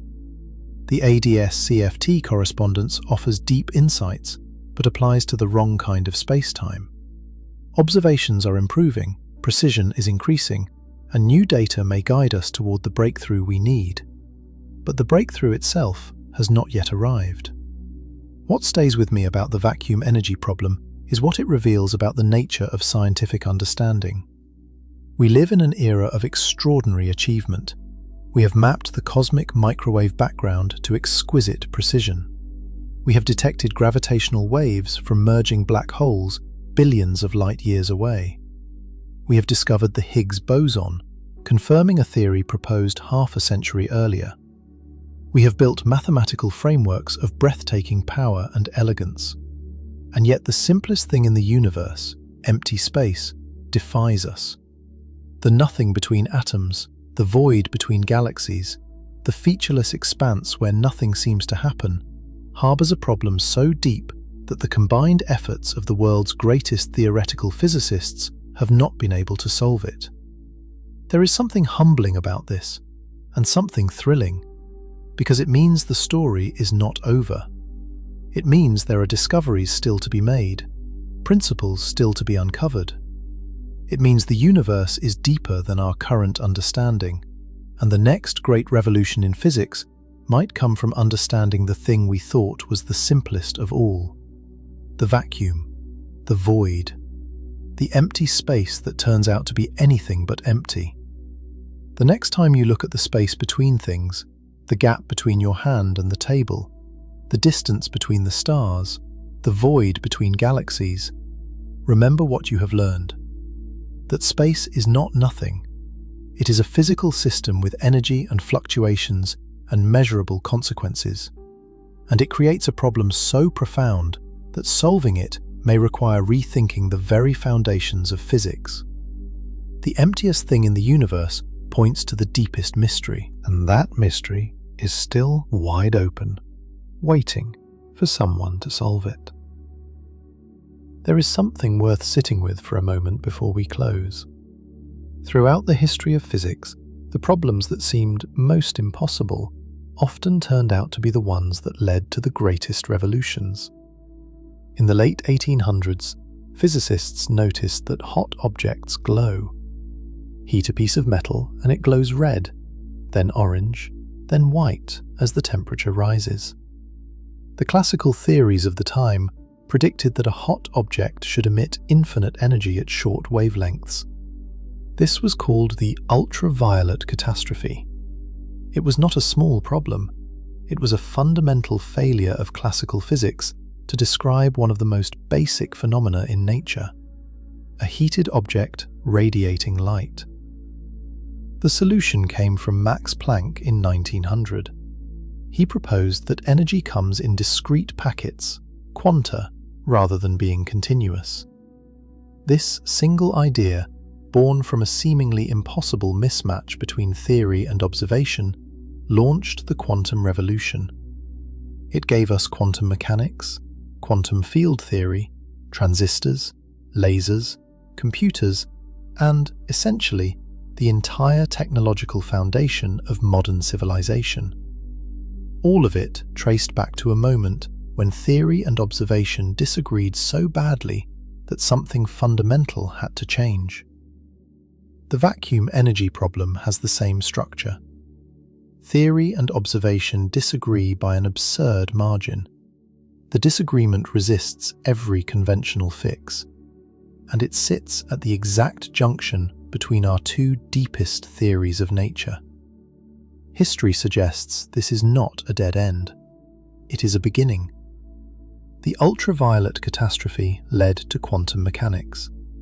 The incompatibility of Newtonian gravity with the constancy of light speed led to general relativity.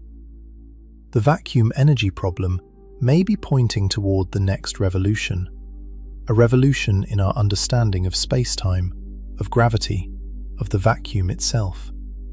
We do not know when that revolution will come. We do not know what it will look like. It might emerge from string theory or from loop quantum gravity. It might come from the holographic principle or from emergent space-time. It might come from an idea nobody has had yet, proposed by someone who is perhaps a student right now, reading about the vacuum energy problem for the first time and feeling that spark of curiosity that drives all great science. What we do know is that the problem is real. The discrepancy is measured. The challenge is concrete. And the history of physics tells us that problems this fundamental do not last forever. They get solved. And when they do, the solution always reveals something deeper about the nature of reality than anyone had imagined. The vacuum, the nothing at the heart of everything, is waiting for its Planck moment, its Einstein moment, the moment when someone sees through the confusion, finds the right question, and cracks the deepest puzzle in all of physics. Thank you for joining me on this journey through one of the most fascinating, unsolved problems in all of science. If you found this exploration meaningful, a like or subscribe helps keep these deep explorations of the universe going. And remember, the next time someone tells you empty space is nothing, you will know the truth. Empty space is everything. It is the foundation on which the universe is built, and we do not yet understand it. Right now, between every atom in your body, in the air around you, in the silent gap between your eyes and this screen, the vacuum is fluctuating. It carries energy that should not be as small as it is, and no one alive can tell you why. Good night, and may you never look at nothing the same way again.